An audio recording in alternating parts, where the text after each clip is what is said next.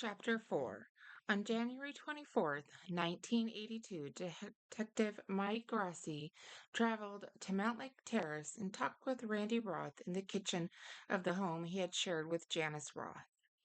Mike Grassi could hear a man's voice somewhere in the house, but Roth didn't offer to introduce whoever it was. Grassi didn't ask. Nick Mondi had come over to entertain Greg at Randy's request. Curious, he shushed Greg and listened to Randy repeat his story of the tragic accident.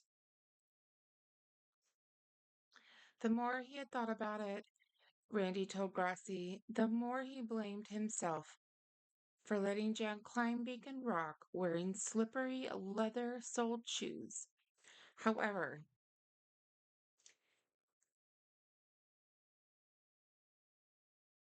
sure, it had been at his wife's insistence that they climbed the rock that day after Thanksgiving, but he should have known better than to let her walk into it. If he had only refused to indulge her crazy romantic impulse to climb the mountain that day, he wouldn't have lost her forever. Despite Randy's grieved expression, Grassi noted that he kept veering off the subject of Aunt Jan's accident, and he would not sit down and talk with Grassi. Randy was continually doing dishes, wiping down counters, and sweeping the kitchen floor as they talked. It was unsettling to talk to a man about his dead wife while he went about his chores. Grassi would remember that Roth had rarely, if ever, looked him in the eye. Randy Roth's main concern was what he should do with his wife's ashes. Where to store them was his biggest worry. Grassi had no opinion on that. He was a frustrated detective. It was a most unsatisfactory interview. After Grassi had gone, Nicomandi walked into the kitchen and stared hard at Randy. He had heard everything that was said in the interview with the Skamania County detective. What's going on? Randy looked away.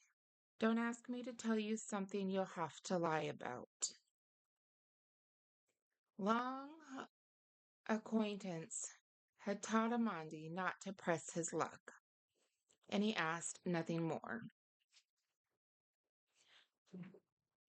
While the officers of the Skamania County Sheriff's Office kept their death investigation file open on the tragic demise of Janice Miranda Roth, they were having difficulty finding evidence that would prove her fall was anything but accidental.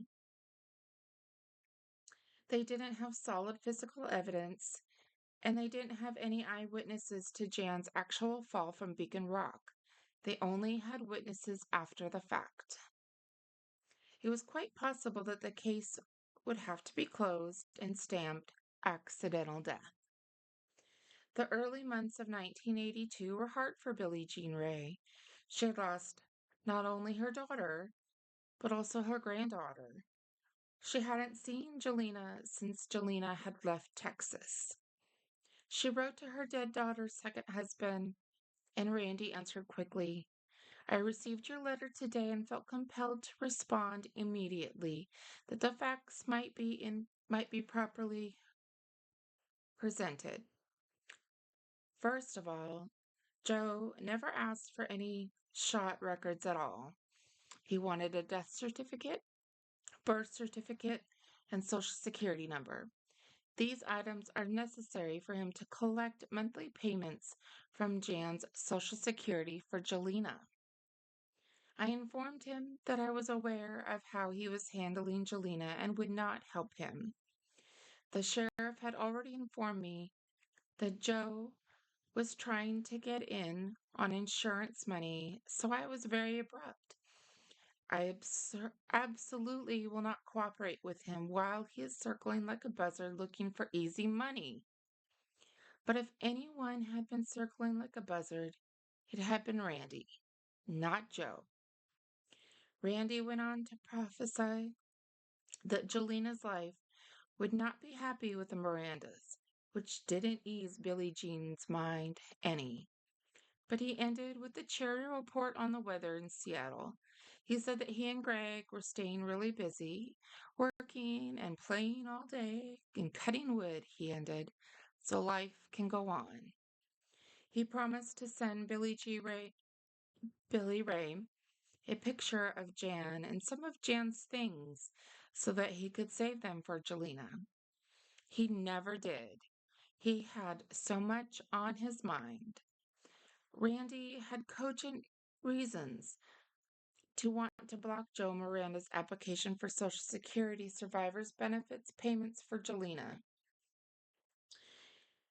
He himself had already applied for benefits for Jelena on December 14th, a little over 2 weeks after her mother died and 12 days after Joe Miranda had taken her back to Texas. Jelena is in my custody, Randy had told the Social Security interviewer. She's with relatives in Texas for Christmas. Although Joe Miranda had given him his phone number in Texas, Randy said he had no way to reach him. No number, no address. Randy was also applying on Greg's behalf. Although Jan hadn't given birth to Greg, Randy was gratified to learn that she had been Greg's stepmother just long enough for the little boy to qualify for Social Security payments, as if she had been his own mother. After the Social Security representative processed the applications, Randy began receiving payments monthly for both Greg and Jelena. When Jelena never returned from Texas, however, the Social Security Administration learned that she was not living with Randy Roth. He was required to reimburse the government for the benefit checks he had received and cashed for her. It was a question of interpretation, Randy explained. I was attempting to get legal custody of Jelena. My intent was to contact the Social Security office and inform them that she was not living with him. In my mind, I had not relinquished custody of Jelena. Randy had a great deal of paperwork to wade through. He furnished all the documents that Daryl Lundquist asked to facilitate the payoff of the 100,000 farmers VIP policy on Janice's life. The waited months for a decision on that. He had also remembered that he had an older policy with Allstate Insurance. Anyone who had a Sears charge card could elect to have a family policy for $7,500 accidental death benefits. Randy had taken out for himself and Greg, and when he married Janice, he became part of that. She became part of that. He had that policy for years before he met his second wife, but he suddenly remembered it and filed for those benefits too. It was ironic. When Jan was alive, they had struggled so hard to meet their financial obligations. Now that she was gone, Randy no longer had to worry about money. He filed his 1981 tax return as a widower, listing only his income from Vitamilk.